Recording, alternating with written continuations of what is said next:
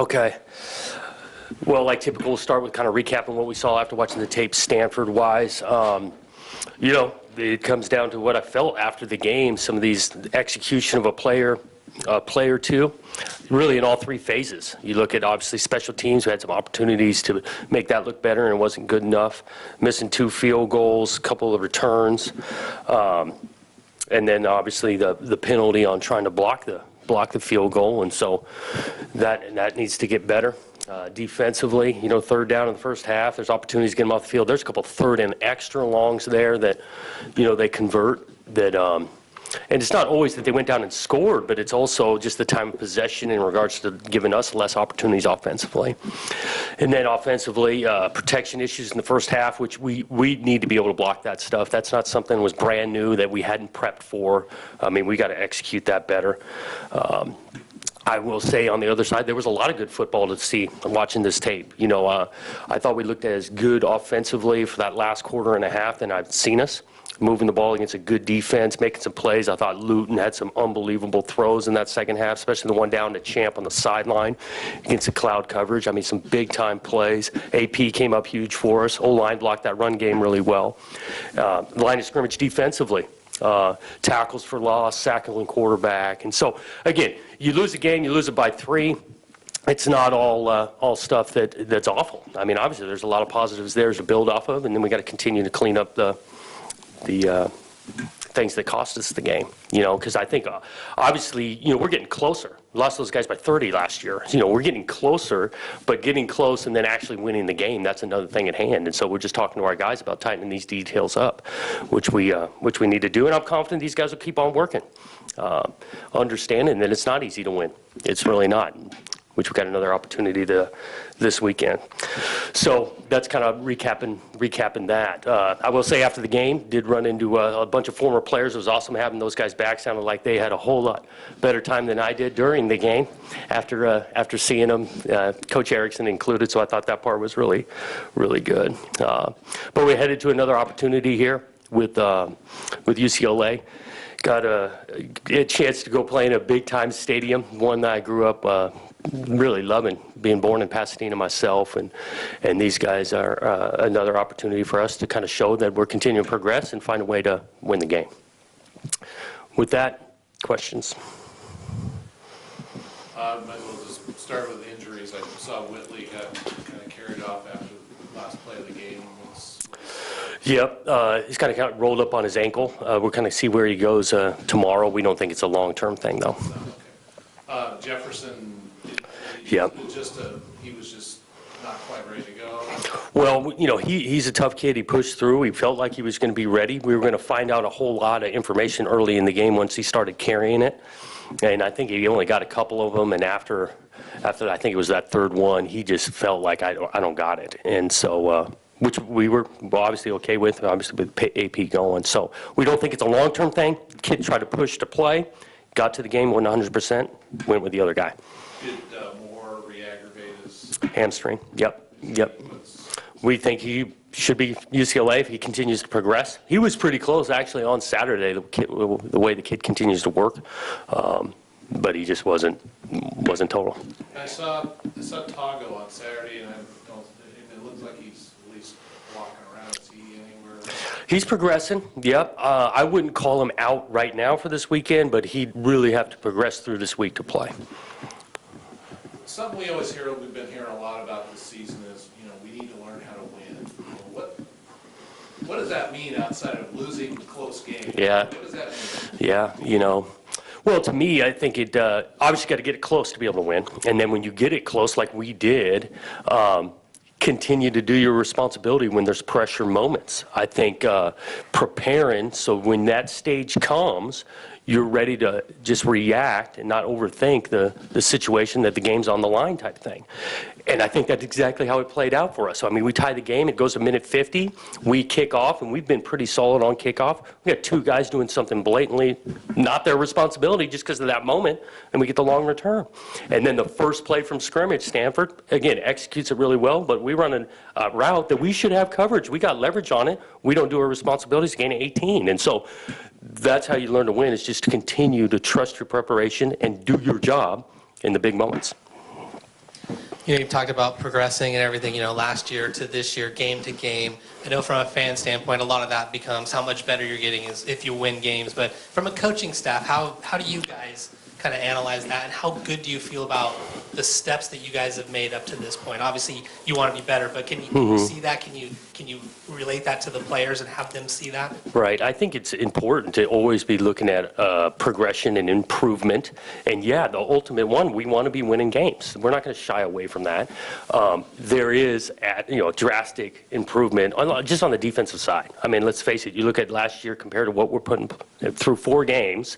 There's improvement there at really every position in the line of scrimmage. And so there's some positives and with momentum with that. I think offensively, I think the thing looks dramatically different after, 16 games here. I think it totally looks different. But has that turned into the win-loss we want? No. But that doesn't mean we're going to shy away from continuing to work and get us over that hump. So as a coaching staff, I appreciate our staff. I think we're working really hard. I appreciate our kids. I think they're bought in. They're continuing to play with some energy and improving. And we're confident that we stick to this approach, we'll get on the other side of the scoreboard. AP has done so much. I know he was the starter going into last year, gets hurt. Jamar comes in. He seems like he's just played a different role and has really embraced that. How do you show what he's done, and how important has that been? Obviously Jamar gets started, but he comes in ready to go, and every time he's out there, he seems to just do his job. Yeah, totally. I think it shows some of his leadership. He's an unselfish kid. He's not worried about being the man or the starter or the number of carries. When he's called upon, he's been ready to go. I think it says a lot about the kid because, again, you're talking about a senior who was replaced by an underclassman. He didn't ever complain about it, turn into any kind of issue. He just kept on working, and he's taken, a ton from the opportunities he's been given. Is Jordan still your kicker? Jordan's still the kicker, yep. I mean, that first one was 50 yards. It's downpour. I thought he actually kicked it pretty well. He's just short. And then the block's not on him. That was on the protection. That's Yep. kind of what I saw, but I didn't know if that's what after you looked at it. Another detail, we've got a guy, 3 years he started on that thing, and this one time he doesn't do his technique, and the guy runs through the gap. This looked like the first game where the other team, they had a better day on special teams. So it seemed like Yeah. that almost seemed like it was a difference in the game. I think they had a better day on special teams. I do like our special teams. I think we've done some really good things. But yeah, you look at the numbers, just in general, field position, some critical plays. They had a better day. A couple of offensive stats that you guys are just killing it at right now. So turnovers, you lead the country in that. Third down conversions, you're in the top 5. Now, those are 2 stats that winning teams. Those are big stats for winning teams. Yep. What is that? What are you missing on the offense to get some consistency? I know. 2 halves now where you just shot yourself in the foot and score. I know. It's frustrating because I do think we're a good offense. I really do. And yeah, we got 2 losses by 3 points, and in both those games, we go silent for a half offensively. And so we're trying to get that obviously figured out. It is what it is. What can you do? You got to keep on working the consistency part. Some of those drive stalls, or we didn't finish with kicks that go through, so it wouldn't be like, oh, we got shut out. At least we got 3 type thing. But I do know this game's about momentum, and I think this team gets a little momentum. We're a whole lot better, and so we can create momentum offensively. We need to be able to do that in both halves. Coach, kind of off topic here, but California passed a law today, that allows student athletes to profit from endorsements. So just wanted to get your thoughts on that. I did see the headline. I know I don't know all the specifics of the bill implications. I do know this has been a topic going for a while. I heard that the bill might be, 3-4 years down the road type thing, and I think things dramatically change over 3 or 4 years. Coach, UCLA, tell us a little bit about what they like to do offensively. I know Chip's not doing the turbo stuff anymore.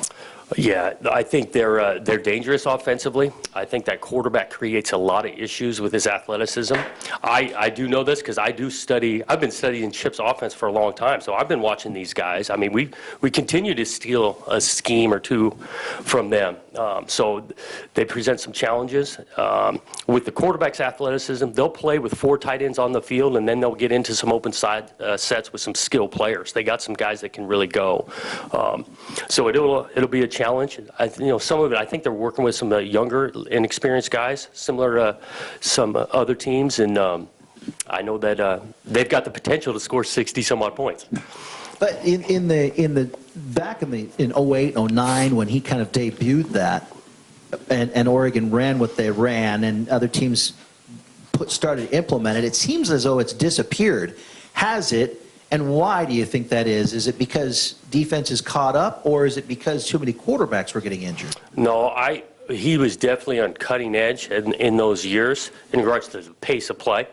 And then I think this game's always evolving. And so, yeah, defenses catch up, and then all of a sudden, other style of play works. I know this guy knows some offense, and he's been effective doing it for a long, long time. With UCLA's quarterback, I know you didn't practice today. How do you prep for this? Right. Which is tough because that guy he's a special player. I don't think we'll totally know until kickoff, and that's how we're going to kind of approach it. And so we're planning for a style of play with him, and then we'll study as much as we can with the backup. I know he got a little bit of limited time against Arizona, and that's how we're going to have to go about it. This is the first time you've taken the team down to LA, and that's always a trip where there's always a number of kids that are going back home. Right. What's that? I mean, you've done it with Washington, obviously. What's that trip like when you're going down to LA? Yeah, we don't totally treat it different. We do set some time at the hotel on Friday so people can get with their families, which I think is important. You're going to go down that far to be, allow some time for those guys to catch up with one another. I do think we'll play with a bunch of emotion and energy because guys are excited to play down there. All right, you won't like this one, but the coin toss. We'll pass it. You guys scored touchdowns in your first three games, the first drive out. Yeah. Why are you deferring the coin toss in the second half? Well, we're playing some better defense too, and a little bit. This was going to be a possession game. We felt going against Stanford because possessions were going to be less, and I'd like to have the added possession in the second half. Could have had it in the first half, though. Yeah. Coach, on the Artavis Pierce touchdown run, the long one, 43 yards. That he actually scored, not the one that he was down at the foot. Yeah. No, the one that he scored on, Yeah. Although he scored on the other two, I think. But the 43-yard touchdown, how well was that blocked and executed? I mean, it just looked like a thing of beauty as it played. Yep, O-line blocked it really well, and it was really well designed by that offensive staff because we had done a couple of same actions and we'd handed the reverse, and then we faked the reverse off that same action and completed a ball to Hodge. And the third piece of that was now actually just give it to AP and fake the around, which we caught some eyes on. It was really well executed, and AP's got some speed to be able to finish it. I did have a question about that bill that got signed in California. Back when you were a player, did guys talk about getting paid? I can't remember that. Of course, I can't remember a lot, or I try not to remember a lot what guys talked about when I was playing. So I can't, no, I can't remember that. You don't recall specifically. I don't. Yeah. What do you think 10 years from now? What do you think college football is going to be like 10 years from now? Because things are going to move. Yeah, they are. Obviously, I don't exactly know. I do know that we're always looking into the student-athlete experience and making that as good as possible and providing for them. And I think we've made some huge strides in the cost of attendance and what we can give them nutrition-wise. And so I think we're always looking at ways to improve their experience with keeping the purity of college athletics, Coach, when on defense in the second half in particular, what happened? Mills was 13 of 15 in the first half. You made him. It just seemed like the second half was a completely different story. And up front in particular, it looked like your guys were very disruptive. Yeah, we were around the quarterback. I think that helped. I mean, they're good at the screen game. And you look at some of these completions he had on screen, whether it was slow screen to the back or bubble screen out early. We shored some of that up, I know. And, I don't think we changed our scheme at all. We were calling the same stuff, so we're just doing it a little better. Coach, Jake is your guy. He's been giving you some good numbers, but there seems to be a pattern of it just being one half.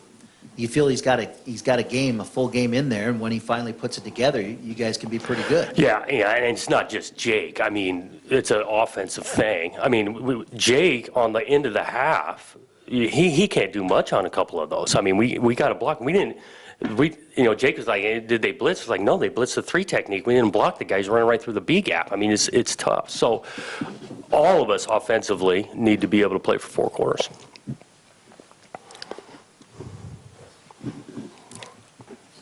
Okay. Coach, creating turnovers this year has been a problem for the team. How do you start to create more turnovers, and how can you take advantage of a more turnover-prone UCLA team? I think that's a huge step we can take. I agree with you of creating some more. And so that's some of it starts with, being physical tacklers, because again, they're not just going to give you the ball. Good offenses won't do that. Turnovers do happen when you get around the quarterback. We got to continue to do that. And then I think making some plays on the ball in the secondary, having our eyes in the right spots, because we're going to get some opportunities. But that's another step we can take, is to change the game with some turnovers. Okay, thanks.